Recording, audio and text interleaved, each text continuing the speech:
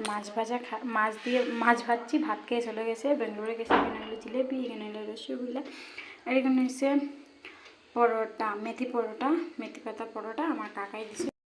মাছ ভেজে দিছে, মাছ ভাজা শেষ, আমার মেয়ে ঘুমাইছে খাইয়ে। যেখানে ভাজলাম, আর এখানে দিচ্ছে তেল, কতটা তেল, আর মাছের মাথায় যেগুলো মাছের তেল দিয়ে পটল আলু দিয়ে মাছ তরকারি বানাবো। একটা টমেটো দিছি, এটা মেরে এখন তেলটা ইয়ে করবো, দিয়ে পটল আলু ভাজা হবে।